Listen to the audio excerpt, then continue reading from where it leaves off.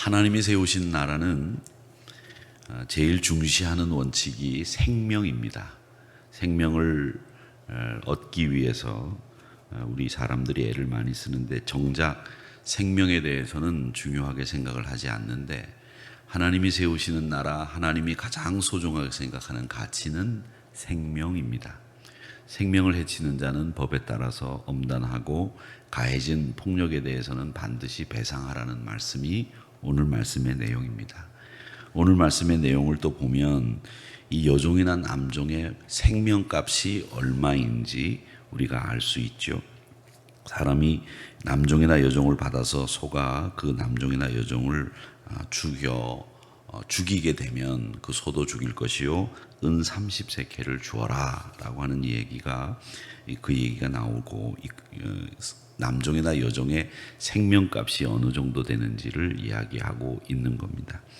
그 밖에 소가 받는 버릇이 원래 있는데 그걸 관리하지 못했을 경우 일어나는 모든 불상사에 대해서는 주인이 책임져라 라고 하는 이야기들은 우리나라 소하고 그 나라 소하고 다르다는 것을 알 수 있죠. 우리나라 소는 사람을 화가 나지 않으면 안 받죠. 우리나라 소는 받는 소 보셨어요? 저 스페인이나 유럽이나 고기 먹는 나라 사람들의 소는 지 상전의 성격을 그대로 받아가지고 사람을 받아요. 근데 우리나라 사람들은 소를 키워봐서 아시겠지만 이 소는 좀처럼 사람을 받지 않습니다. 그런데 여기 보면 계속 소가 사람을 받는 얘기가 나오는 걸 보면 우리나라 소하고 이 이스라엘 소하고는 완전히 다르구나, 이걸 우리가 알 수 있습니다. 재밌지 않습니까? 그 나라에 맞게, 그 나라에 하나님이 똑같은 소도 그 나라에 맞게 성질이나 기질을 주셨구나, 이런 생각을 하게 됩니다. 자, 그러면 이 이야기들은 오늘 저희들이 읽으면서 아멘 했는데 아멘 소리가 별로 크시지 않더라고요. 왜 아멘 소리가 크지 않느냐면 마지막 얘기가 죽은 것은 그가 차지할지니라 이렇게 끝났거든요. 그러니까 아멘 하기가 좀 이상하지요? 이상하지만 오늘 여러분들이 아멘 하신 것은 말씀이기 때문에 아멘을 하셨는데, 이 말씀을 아멘한 이유가 있어야 됩니다. 이 아멘한 이유가 뭐냐? 우리가 이 말씀을 읽으면서 가장 소중하게 생각해야 되는 원칙들, 하나님이 생명을 원하시는 나라, 생명을 지키는 나라, 생명을 가장 소중하게 생각하는 나라를 만들기 위해서 우리에게 요구하시는 게 뭔가, 이걸 생각하고 거기에 순응하겠습니다. 아멘, 이 뜻이거든요. 여기에 제일 중요한 것은 준법, 법을 지키고 서로 존중하라라고 하는 것이 가장 첫 번째 나오는 이 생명 존중과 상호 책임의 하나님 나라의 특징을 말씀하면서, 하나님은 우리에게 법을 지켜라, 서로 존중해라, 이걸 말씀하시고 있습니다. 고의적으로 살인한 사람은 반드시 죽여야 된다. 그런데 고의적으로 살인하지 않고 우리가 이야기하는 과실치사라고 하는 것에 해당되는 우연한 사고로 살인을 할 경우에는 도피성으로 피해서 이유를 모르는 가족들의 보복으로부터 그 사람을 지켜주어야 된다라고 하는 겁니다. 그 다음에 또 오늘 여기 말씀해 보면 여러분 24절에 눈은 눈으로, 이는 이로, 손은 손으로, 발은 발로 쭉 나오죠.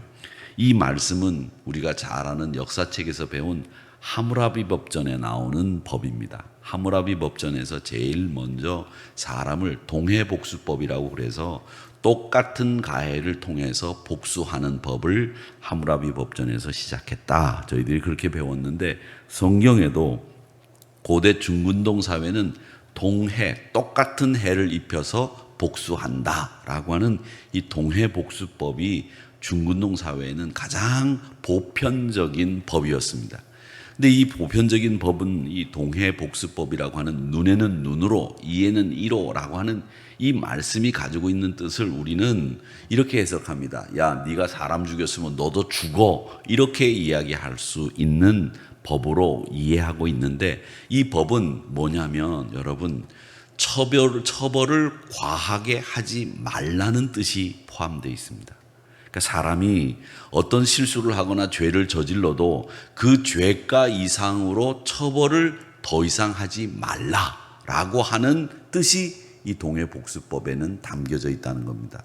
여러분 아시는 것처럼 우리나라가 군사 정권이었던 당시에 사람들이 누군가가 죄를 저지르면, 특히 국가를 상대로 하는 죄를 저질렀거나 또 혹은 이념적인 문제가 생기면 그 가족 전체가 이유도 없이 다 공직에 나가지 못하고 또 출세하지 못하는, 그 길이 싹 막히는 그런 일들이 있었습니다. 그건 뭐냐? 어떤 한 사람의 죄로 인해서 그 가족 전체가, 친척 전체가 사회적인 역할을 하지 못하도록 만드는 과한 법들이 있었는데, 그런 법을 연좌제라고 합니다.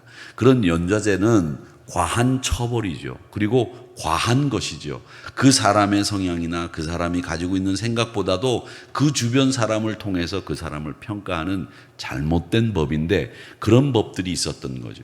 이렇게 과한 처벌과 과한 제도와 엄격한 제한들이 사람을 능력을 발휘하지 못하게 만들고 사람을 인맥이나 편법이나 술수나 이런 것을 쓰게 만드는 나라로 가게 했다는 겁니다. 그래서 이제는 그런 법들이 없어졌다고는 하나 아직도 우리 사회가 이런 과한 복수나 처벌을 가하는 세상에 살고 있기 때문에 하나님은 그런 것을 막기 위해서 동해복수법이라고 하는 것을 이 성경에 이야기한 이유는, 눈을 뺀 사람은 눈을 똑같이 너도 빼라, 네가 한 대 맞았으면 너도 한 대 때려라, 이런 얘기가 아니라, 이 얘기가 아닙니다. 한 대 맞았어도 참아라가 맞아요. 한 대 때렸어도 맞았어도 너도 한 대 때려라가 아닙니다. 이 법은 누가 잘못을 했더라도 그 잘못에 대해서 잘못 이상으로 과한 처벌을 내리는 일들이 없어야 된다. 그 나라가 생명의 나라다라고 하는 것을 이야기하는 겁니다. 그리고 우발적으로 생명을 해친 사람들의 생명을 지켜주는 것이 마땅하다, 이 얘기를 하는 겁니다. 물론 하나님은 죄가 간과돼서는 안 된다고 분명히 말씀하십니다. 잘못에 대해서는 책임을 져라. 그러나 그 잘못에 대해서 과한 처벌도 큰 잘못이니 조심하거라, 이 얘기를 하는 겁니다. 그것은 서로에게 존중해 주어야 되는 하나님의 나라를 말씀하고 있는 것이다 라고 하는 것을 우리가 배워야 됩니다. 자, 그 다음에 우리가 생각할 것은 권리와 생명입니다. 죄를 당한 만큼 처벌해야 되고 당한 만큼 돌려줘야 되는데 그 이상은 안 되는 겁니다. 생명을 소중하게 여기는 나라, 생명을 소중하게 여기는 사람들은 가해자나 피해자나 다 똑같이 적용이 돼야 됩니다. 근데 우리나라는 이상하게 옛날부터 이 가해자에 대해서 여론재판이라는 것을 하고, 사람들이 죄가 있든 없든 간에 막 사회적인 분위기가 그렇게 몰아져 가버리면 그 사람이 역적이 돼버리는, 이건 어느 사회나 공히 그런 일이 있지만, 여러분, 우리 믿음의 사람들은 항상 분명하게 정확하게 볼 수 있어야 되는 것이 있습니다. 그건 뭐냐 하면 누구에게나 다 소중한 생명의 권리들이 있다고 하는 것을 우리 예수 믿는 사람들은 꼭 기억하고 있어야 됩니다. 누구를 향한 여론의 재판에 의해서 죄과와 상관없는 비난, 그리고 그 사람에 대한 증오, 이런 것들이 뭉쳐서 사회가 굴러가면 그 사회는 건강한 사회가 아니라는 겁니다. 여러분, 제가 이렇게 배우는데 항상 얘기를 이렇게 듣다 보면, 사람들의 얘기를 이렇게 듣다 보면 배울 수 있는 점들이 참 많이 있습니다. 근데 그걸 다 실천할 수는 없는데, 제가 배우는 것 중에 하나가 어떤 것이냐면, 할 수 있다고 생각하는 사람과 할 수 없다고 생각하는 사람들이 있다는 거죠. 예를 들자면 독일은 엄격한 법률 조항들이 있는 나라입니다. 영국은 엄격한 법률 조항이 없습니다. 그 나라는 불문율이라고 하는 것에 의해서 나라가 굴러갑니다. 우리가 그렇게 배웠지요. 그런데 무슨 일이 탁 생기면 영국은 이 것에 관련된 법이 없기 때문에 해도 된다, 이렇게 얘기한다는 거죠. 그런데 독일은 여기에 대해서 법이 없기 때문에 이건 하면 안 된다, 이렇게 얘기하는 거죠. 법이 있어야 할 수 있는 나라가 있고 법이 없으면 뭐든지 할 수 있는 나라가 있다는 겁니다. 그런 나라 중에 어떤 나라가 큰 나라가 될 수 있었느냐? 자그마한 섬나라였는데 유럽을 호령하고 세계를 호령할 수 있었던 이유가 뭐냐면, 그 나라는 법이 없으면 뭐든지 가능하다, 이렇게 생각하는 긍정적인 생각을 하는 나라였다라는 이야기를 제가 들은 적이 있습니다. 여러분, 그렇습니다. 우리가 어떤 일을 하든지 다 할 수 있습니다. 그런데 제일 소중한 가치와 신념, 이것만 가지고 있다면 우리는 뭐든지 할 수 있다라고 하는 것이 그리스도인의 사고여야 된다라고 하는 겁니다. 그러면서 오늘 여기 말씀에 쭉 보면 집행 방식이라든지 규정이라든지 이런 것들을 얘기해 놓고 있는데, 이 이야기는 뭐를 얘기하느냐? 힘을 가진 사람이 그 힘을 과용하지 않도록 하나님은 막으신다는 거예요. 하나님은 언제나 공평하고 언제나 평등하게 모든 사람의 권리를 존중해 주는 나라가 생명의 나라다, 이걸 얘기한다는 겁니다. 여러분, 그렇지 않습니까?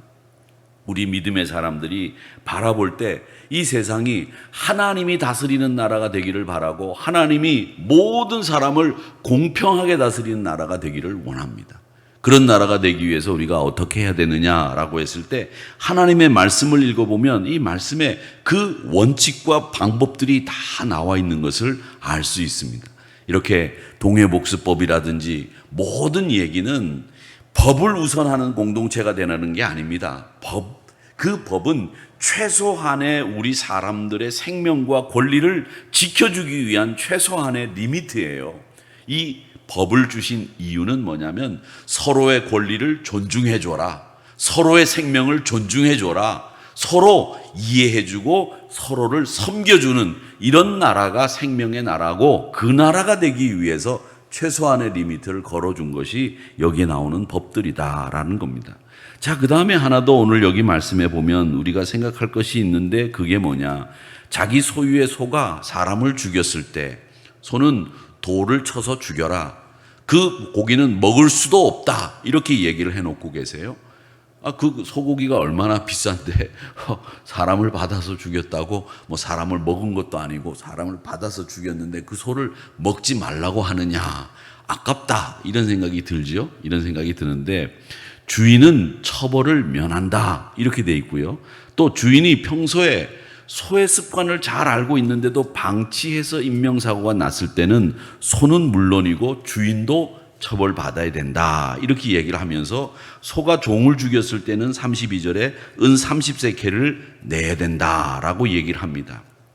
이 말씀을 보면 내 의도와 달리, 내 본래 가지고 있었던 뜻과 달리 나로 인해서 피해를 입는 사람들이 생겼을 경우에 그걸 어떻게 배려하는지까지 다 하나님은 법으로 정해두고 있다는 겁니다. 여러분, 우리가 생각할 때 내가 한 일이 의도적으로 사람에게 피해를 입히려고 하지 않았어요. 그런 일들이 우리가 살면서 있거든요. 나는 누구에게 피해를 주거나 누구를 욕할 생각이 있거나 누구에게 해코지할 생각이 없이 그냥 내가 늘 하듯이 했는데 그 일이 남에게 해코지이 되고 결과적으로 피해를 줬다. 이런 일까지도 너는 배상하고 생각해야 된다, 이 이야기를 하시는 겁니다. 여러분, 우리가 살면서 우리가 하는 행동이 늘 남에게 피해를 안 끼치고 살면 얼마나 좋겠습니까? 그런데 뜻하지 않게 남에게 피해를 주는 경우들이 생긴다는 겁니다. 그러니까 우리 믿음의 사람들은 여기에서 생각해 볼 것은 뭐냐면, 내가 하는 행동이 정당하고 내가 하는 행동이 법의 테두리 안에서 벗어나지 않고 내가 하는 것이 맞다, 틀린 것이 하나도 없어, 그렇기 때문에 너하고는 상관없어, 네가 피해를 입든지 말든지 상관 안 해, 이렇게 생각하는 게 요즘 사람들의 생각이거든요. 그런데 예수 믿는 사람들은 이 말씀을 하면서 너희가 똑바른 일을 하고 네가 법에 맞는 행동을 하고 하나님의 뜻에 맞게 행동을 했는데도 불구하고 남에게 피해를 끼칠 수 있다는 거예요. 그랬을 경우에 그를 배려해라, 그를 도와줘라, 그를 네가 책임져 줘라, 이 얘기를 하시는 겁니다. 그러니까 얼마나 세심하게 하나님은 우리에게 행동하는 것에 대해서 철저하게 조심하고 각별히 다른 사람에게 피해를 주는 것까지도 생각하고 고려해야 된다고 말씀하시고 있는지 우리가 알 수 있습니다.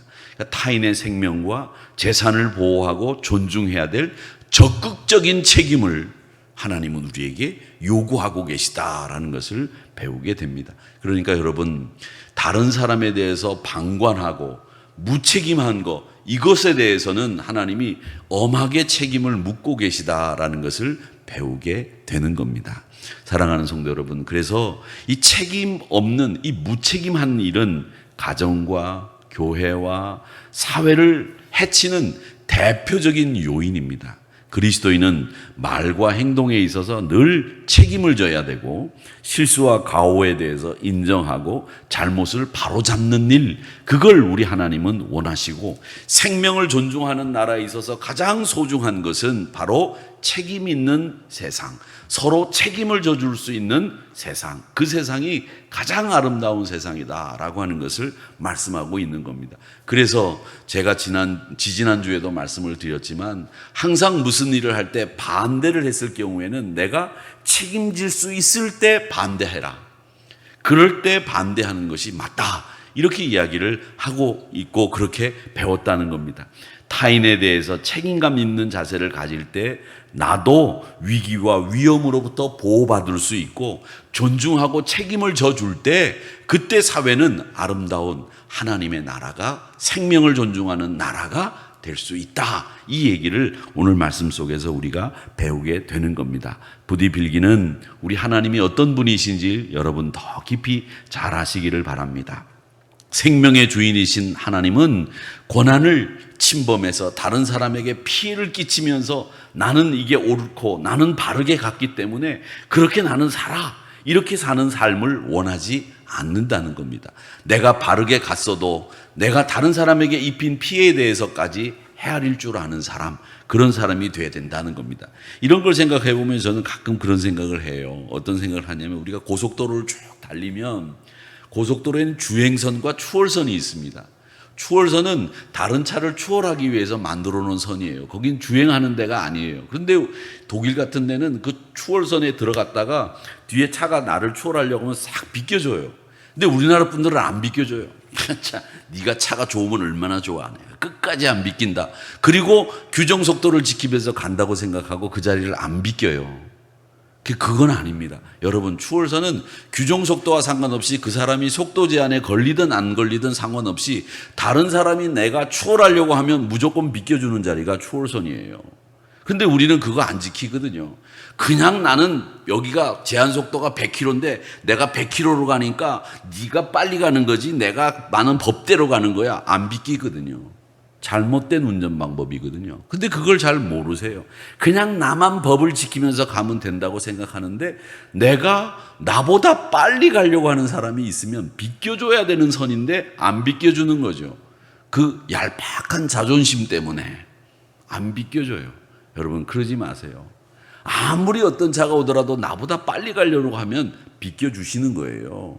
그리고 또 누군가가 나를 이기려고 하면 이기게도 좀 놔둬요. 꼭 앉으려고 해요. 예? 좀 한 번씩 지면 어때요? 한 번씩 져줘서 그 사람 기분도 좀 맞춰주고 그렇게 하는 거 아닙니까? 그저 이기려고 하고 악착같이 밟고 올라서려고 하는 이런 세상의 모습에서 우리 그리스도인들은 좀 한 발 물러서자고요. 저는 이 말씀을 볼 때마다 그런 생각을 합니다. 하나님의 사람들은 좀 너그럽고 여유로워야 된다고 얘기를 하는데 여유로운 게 뭡니까? 내가 한번 져도 다음에 이기면 되지. 이렇게 생각하는 사람이 너그러운 사람이에요. 그런 사람이 승리하는 사람이죠. 내가 이번에도 내가 지나보자. 내가 너한테 지면 안 되지. 이 깨물지 마세요. 이 빠져요. 항상 여러분 여유를 가지시고 한 발짝 좀 뒤로 물러서서 세상을 보면 더 많은 게 보입니다. 오늘 말씀을 통해서 우리는 하나님이 우리에게 생명을 원하시고 또 형제들을 멸시하는 걸 원치 않는다는 것을 배우게 됩니다. 여러분, 서로 존중해주고 서로 존경해주는 이런 공동체가 아름다운 공동체입니다. 제가 늘 말씀드리지 않습니까? 하누리 공동체는 서로를 존중해주는 공동체, 특별히 어른들을 공경해주고 직분자들을 공경해주고 그 권위를 인정해주는 공동체가 되어야 그 공동체가 아름다운 공동체입니다. 그래서 우리 하누리 공동체는 이렇게 서로를 존중해주고 특별히 생명의 가치를 사랑하는 이런 공동체가 되기를 주님의 이름으로 바라고, 그런 아름다운 전통들 속에서 이런 가치를 실현해 나갈 때 하나님이 무척 기뻐하시는 공동체가 될 줄로 믿습니다.